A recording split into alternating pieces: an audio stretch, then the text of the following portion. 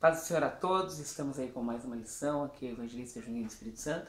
E já quero estar agradecendo você que está inscrito no canal Juninho Espírito Santo, Dependentes de Cristo, e você que tem assistido os vídeos. Hoje estamos com a lição de número 5, a lição de número 5, que fala, dessa lição aqui de Escola Bíblica Dominical, que fala: ame a Deus e ame o próximo. Essa lição aí, quero mandar um abraço para o pastor Ted, pastor Marcos Tedesco, ele que é o comentarista dessa lição, e abraço a todos que têm acompanhado o canal Juninho Espírito Santo, Dependentes de Cristo. Uma alegria imensa e creio que Deus vai falar conosco grandemente. Esse texto aqui, essa lição, que fala a respeito de amar a Deus. Ame a Deus e ame o próximo. É uma lição maravilhosa e é uma lição que, na verdade, nos dias que nós vivemos hoje, temos observado muito que o Evangelho de Jesus Cristo, que é tremendo, que é maravilhoso, que são as boas novas de salvação e que fala do amor, temos visto que muitos lugares, muitas igrejas, elas têm deixado a desejar a respeito do amor. Muitas igrejas elas não têm feito o que precisa ser feito mesmo, que é amar a Deus primeiramente e amar as pessoas. Muito se fala de amar a Deus, muito se diz a respeito do amor a Deus, mas quando entra na prática de amar o próximo, aí começa uma grande dificuldade, tendo em vista que até mesmo dentro das igrejas nós ouvimos relatos de pessoas que são abandonadas, deixadas de lado, porque não tem amor, as pessoas da igreja não o amam, e por isso ele sofre. Mas vamos ao texto aqui. O meu mandamento é este, que vos ameis uns aos outros, assim como eu vos amei. João 15, versículo de número 12. Então, o mandamento principal aqui é amar uns aos outros, assim como eu vos amei. Olha, o meu mandamento é esse, como no texto que a gente leu de João aqui, falando a respeito de Jesus dizendo para amar uns aos outros e assim como ele nos amou. Então, aí eu chamo a atenção, amar como Jesus amou. Olha que daqui a pouco a gente vai estar falando daqui a pouquinho mais sobre pelo menos 4 formas da palavra amor do grego. Daqui a pouquinho mais tópico para frente aqui, nós vamos ouvir falar sobre isso. E também sobre o escriba, mas daqui a pouquinho mais.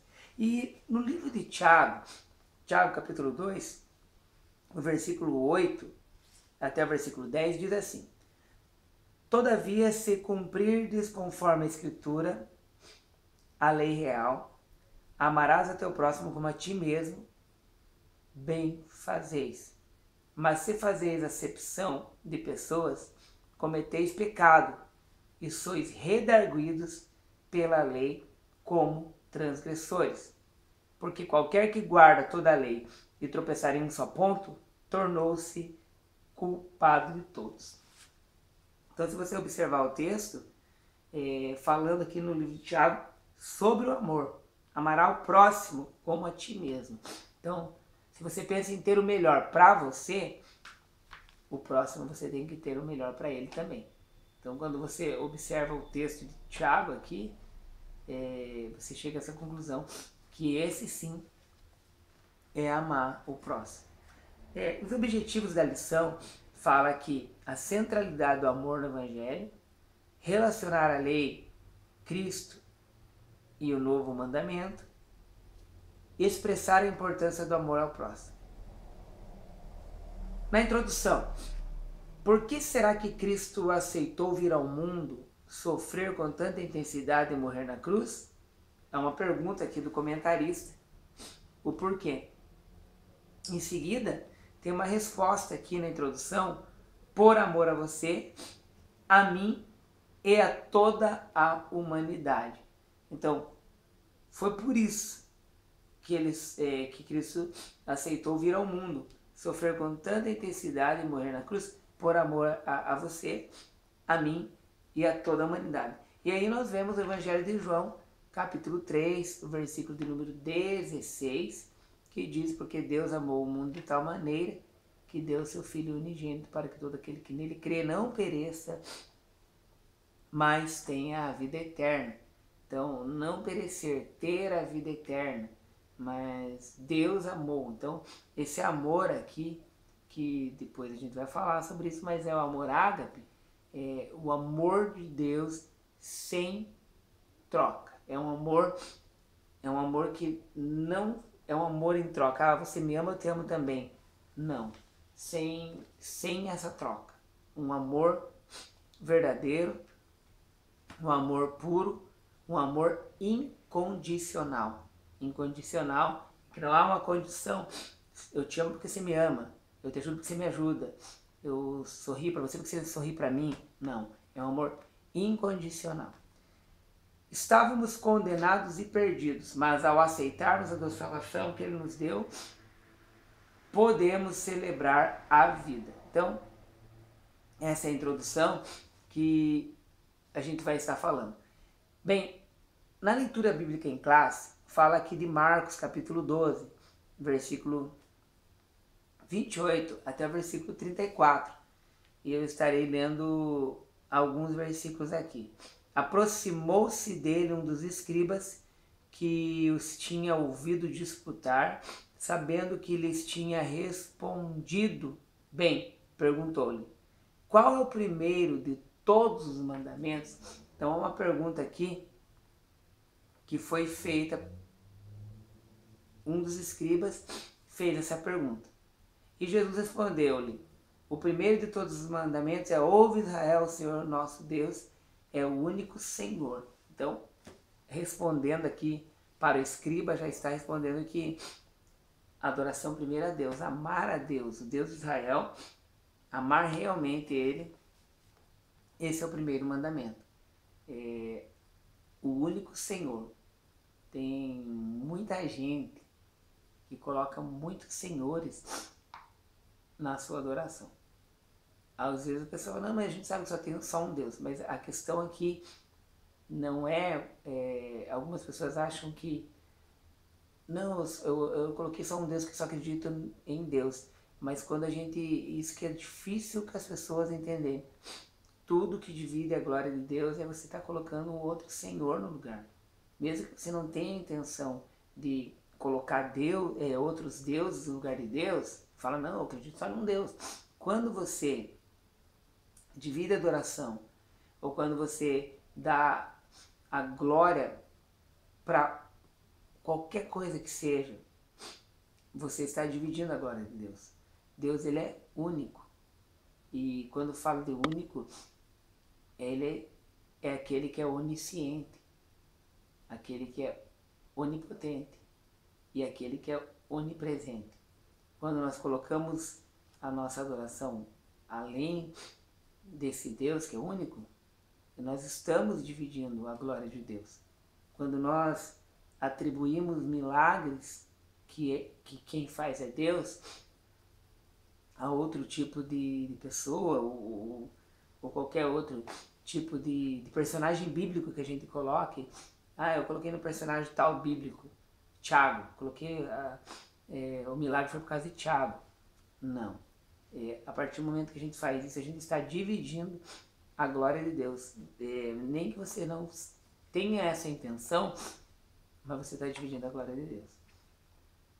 Bem, continuando aqui, versículo 30, diz assim: amarás, pois, ao Senhor teu Deus de todo o teu coração e de toda a tua alma e de todo o teu entendimento e de todas as tuas forças. Este é o primeiro mandamento.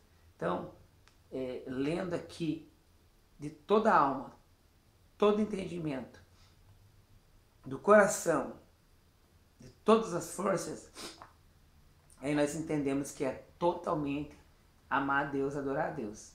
E depois o segundo diz que aqui semelhante a este é: amarás o teu próximo como a ti mesmo. Não há outro mandamento maior do que estes.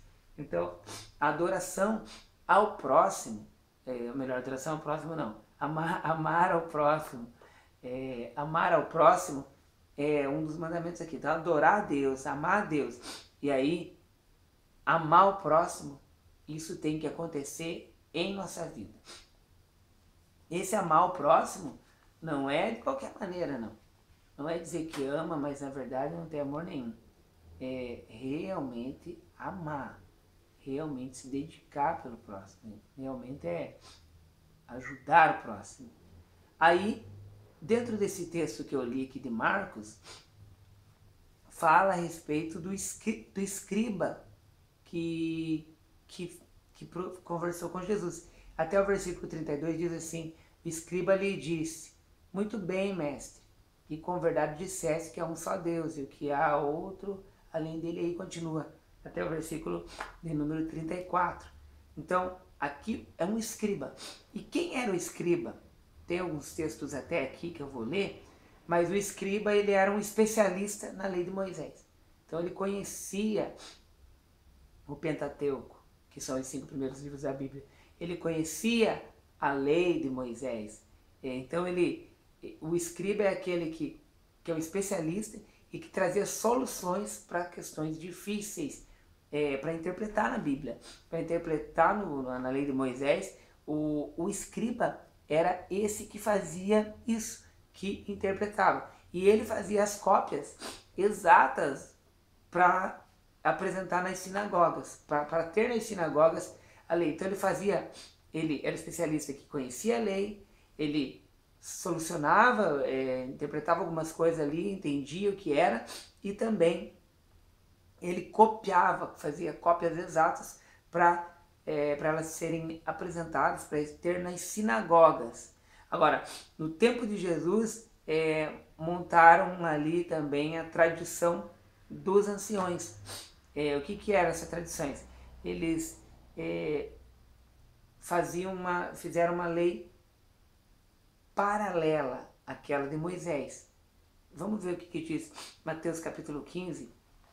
Vamos ver aqui Mateus capítulo 15 e versículo número 2, para você compreender por que Jesus ele debatia ali com os fariseus, os escribas. Vamos ler aqui, capítulo 15 de Mateus e o versículo de número 2. Capítulo 15, versículo de número 2. Vamos ver o que diz aqui. Por que transgridem os teus discípulos a tradição dos anciãos? Pois não lavam as mãos quando comem pão. Eles, porém, respondendo, disse-lhes: por que transgredis vós? Ele, porém, respondendo, disse-lhes: por que transgredis vós também o mandamento de Deus pela vossa tradição? Então, eles tinham a tradição deles que era paralela com a Bíblia e que acabava criticando, acabava diminuindo aquilo que o Senhor tinha ensinado. E aí, Mateus 23, versículo 24, aqui também fala a respeito do tratamento duro que Jesus dava em cima dos fariseus e dos escribas também, por causa do conhecimento tão grande que eles tinham e que eles acabavam distorcendo e colocando essas leis que são essa tradição dos anciões. Eles colocaram muitas leis paralelas ali, até aquela que eu li, sobre a forma de lavar as mãos, quanto de água que tinha. Mateus 23, versículo 24, ele diz assim: condutores cegos, coais um mosquito, engolis um camelo. Então é quase como olhar o cisco no olho do irmão e não tirar a própria trava que estava na frente deles. É mais ou menos isso que ele quis dizer: coais um mosquito e engolis um camelo. Algum mosquitinho ali vai coar, mas acaba engolindo um camelo inteiro e não presta atenção nisso. Então, Jesus ele pegava pesado até com os escribas, porque eles conheciam a lei, mas acabaram colocando a própria lei dos anciões. Isso era uma falta de amor, se você for ver. E eles tinham uma tradição, e a tradição, quando você coloca a tradição na frente, eu sou evangélico, meu pai nada a ver. Eu tenho que ser porque eu me encontrei com Jesus, entreguei minha vida para Jesus, e as pessoas elas têm muito essa de tradição. E a tradição é o que tem feito com que as igrejas tenham se esfriado, porque a tradição dos meus pais era essa. Então eu não devo fazer isso. E essa tradição, ela tem barrado as pessoas de servirem a Deus verdadeiramente. Vamos no tópico 1. Jesus e a lei de Deus. Primeiro, a lei, ela era boa? É uma pergunta. Pensa um pouquinho. A lei era boa? Tá. Se você observar, sim. Por que a lei era boa? Claro que ninguém conseguiria alcançar a salvação por causa da lei. Ninguém conseguiria cumprir. Mas a lei demonstrou o quanto nós somos falhos e quanto nós precisamos de Jesus Cristo. A lei é algo que fez com que nós pudéssemos questionar nossa santidade. Opa, eu preciso melhorar. E mesmo assim eu não alcanço. Mas vamos ler aqui. No Antigo Testamento, por causa do pecado, o homem apenas podia se relacionar com Deus por meio da lei. Sem ela, os homens logo começavam a fazer coisas erradas e a pecar ainda mais. Então o povo procurava seguir a lei, muitas vezes em seus menores detalhes, segundo Paulo. A lei conduziu o homem em segurança até que Cristo finalmente viesse à Terra para cumprir o seu propósito, salvar a humanidade e permitir que ele pudesse ter acesso novamente ao Pai. Gálatas 3, versículo 23 e 25. Então o que é a lei? Então ela é boa, porque ela conduziu o homem com segurança. Ela demonstrou que era certo e que era errado. Até o que? Jesus, que cumpriu toda a lei e que fez essa nova aliança conosco. E aí, por isso, que no Antigo Testamento, por causa do homem, não podia se relacionar com Deus, tinha a história de matar o animal, de aspergir o sangue, de tudo isso, uma vez por ano, o sacerdote fazia tudo isso. Agora não. Agora, com Jesus cumprindo a lei, ele também cumpriu o sacrifício único na cruz do Calvário por nós. Então, até Cristo os homens viviam em dependência total da lei para poder se relacionar com Deus. Mas agora, com a cruz, com a cena da cruz, com a morte de Jesus na cruz, e que se tornou o Cordeiro de Deus, ali foi totalmente mudado. Então, em Jesus, a lei não foi negada, mas sim cumprida de forma completa. Romanos 10:4, ele cumpriu toda a lei. Ele cumpriu toda a lei. Mas agora nos deu um acesso ao Pai, porque essa adoração estava fora, não tinha mais, mas agora novamente temos esse acesso a Deus, porque Jesus cumpriu o sacrifício que era para ser feito. E nós lemos aqui, muitos começaram a cumprir a lei apenas pela tradição e pela obrigatoriedade, não mais pelo fim que ela possuía. Tradição, como eu falei aqui no início. Cumprir lei por tradição. Deus não quer um coração assim. Não adianta os lábios falarem tão bem de Deus, mas o coração está cheio de amargura. Não adianta eu falar tão bem de Deus e meu coração tá no pecado e eu não tomar uma decisão de tomar uma mudança na minha vida. No tópico 2, fala o amor de Deus. Certa vez um escriba perguntou a Jesus, qual é o primeiro de todos os mandamentos? E foi que Jesus respondeu, foi amar a Deus. Mas aí tem uma pergunta aqui, você já parou para pensar o que realmente é amar a Deus? Meu Deus, o que é amar a Deus? Você já parou para pensar? Então é algo que nós devemos perguntar para os alunos e pergunto para você também nessa pré-aula. É fácil amar a Deus? É simples? É simples. Então, no entanto, podemos pensar como amar em decorrência de uma ordem. Não dá para acordar pela manhã e simplesmente ligar o botão de amor e apontar para Deus. Então, o amar a Deus é conversar com Ele, ter contato com Ele, é abrir mão da sua vida por amor a Deus, é abrir mão da sua folga, de ficar sem fazer nada, para Deus. Então, amar a Deus é buscá-lo de todo o coração, é ter um relacionamento com Ele, mas não um relacionamento assim, por acaso, hoje não tem nada para fazer mesmo, eu vou orar. Não, é estar em contato com Deus, é demonstrar o amor. Amor a Deus é uma demonstração mesmo. Então a pergunta que eu faço, você tem demonstrado esse amor para Deus? Aí Oséias capítulo 6, versículo 3, fala assim para prossigamos em conhecer ao Senhor. Então, nós temos que conhecer e prosseguir em conhecer. ter um relacionamento com Ele, uma intimidade com Ele. Isso é amar a Deus. Agora, quando não amamos, nós não queremos intimidade nenhuma, e não queremos estar próximo, coisa nenhuma. Então, amar a Deus, se realmente começarmos a buscar amar a Deus, aí a gente vai se aprofundar buscando o Senhor. As palavras do salmista, a nossa alma suspira por Deus, Salmo 42, versículo 1. Então, minha alma suspira por Deus, a minha alma, assim como a corça anseia pelas águas, a minha alma anseia por Ti, ó Deus.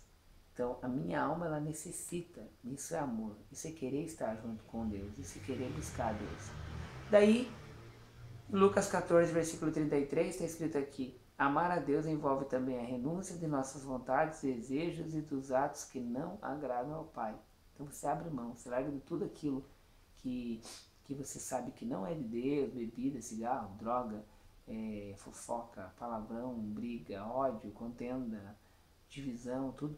Você abre mão de tudo isso, por quê? Porque você ama a Deus e quer ter um relacionamento com Ele. E ter um relacionamento com Deus, todas essas coisas ruins das obras da carne, elas precisam ser eliminadas da vida da gente. Amar a Deus é reconhecer também que Ele tem primeiro lugar em nossas vidas. Mateus capítulo 6, versículo 33. Primeiro lugar em nossas vidas. Então, esse é um sinal, quando Ele tem primeiro lugar em nossas vidas, aí é sinal que nós amamos. Seja o centro da minha vida. Romanos 11 e 36. O centro da vida da gente. Tudo que a gente vai fazer, todas as coisas que nós vamos fazer, buscamos primeiro a Deus para daí poder fazer. É colocar isso na frente. Amor ao próximo. Agora a pergunta: o segundo semelhante a este é: amarás o teu próximo como a ti mesmo?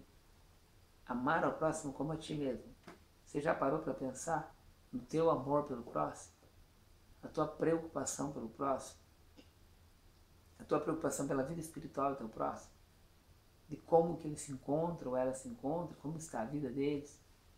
Então, o amor ao próximo é algo que a Bíblia diz mesmo que nos últimos tempos o amor de muitos esfriaria.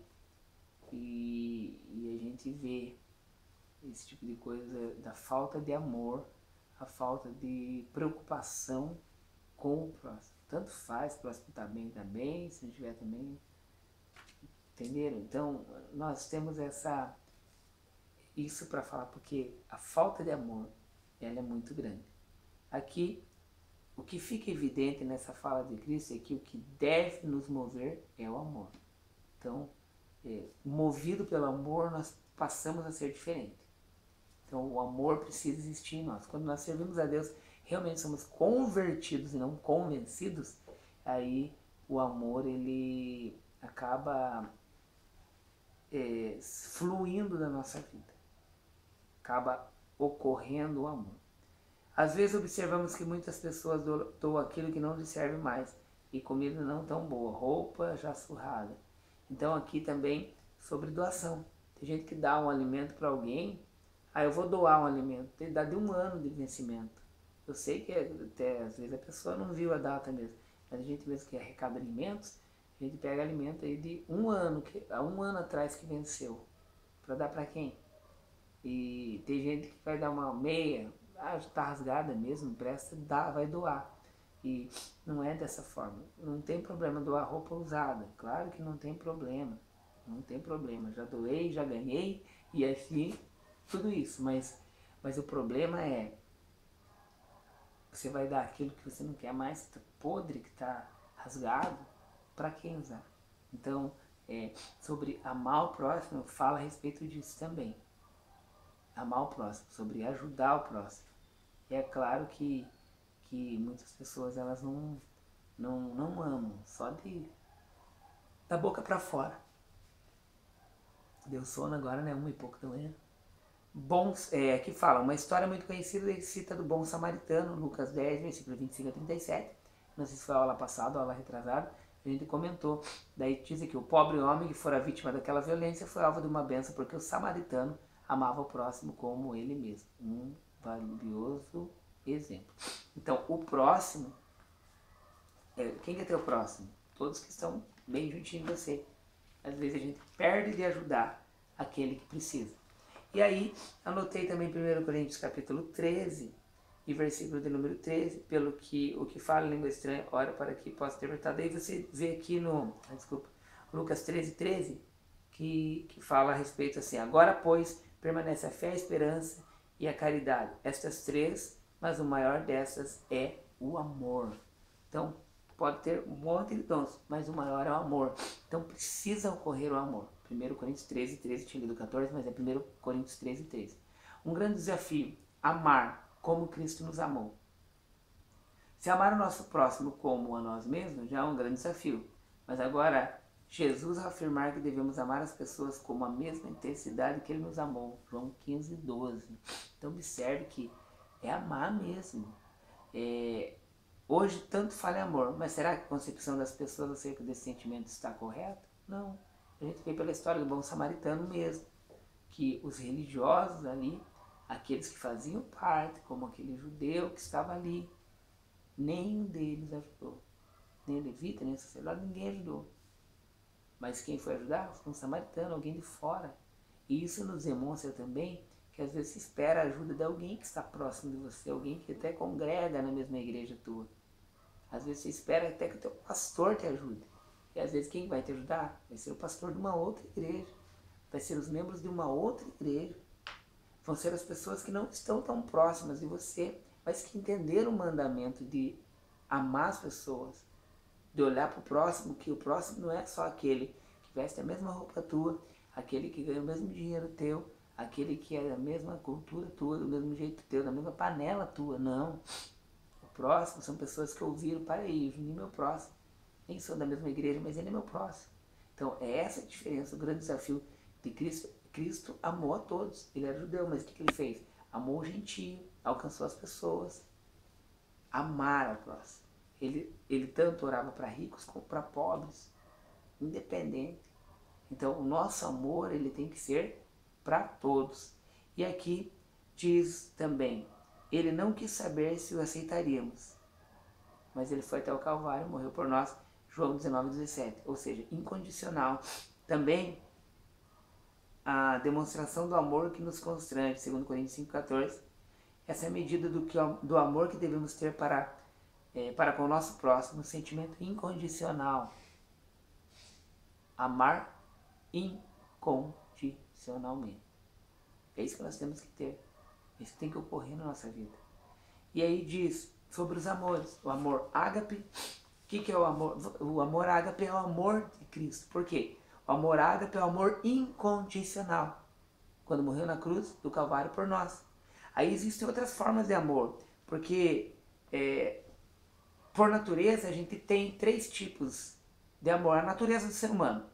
O amor eros, que é o físico, ou alguns falam que é o amor sexual, o desejo ali, é o amor eros.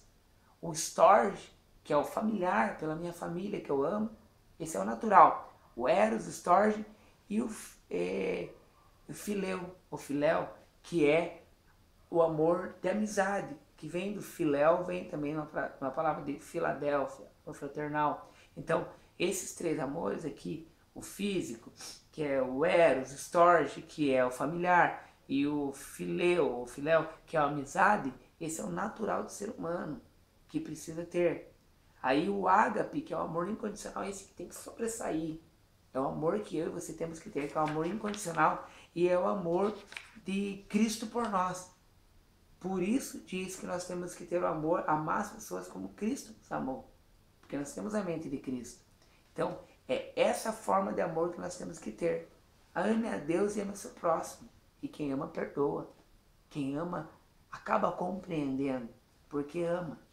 Acaba entendendo da fraqueza da pessoa que não te ama, da pessoa que te odeia.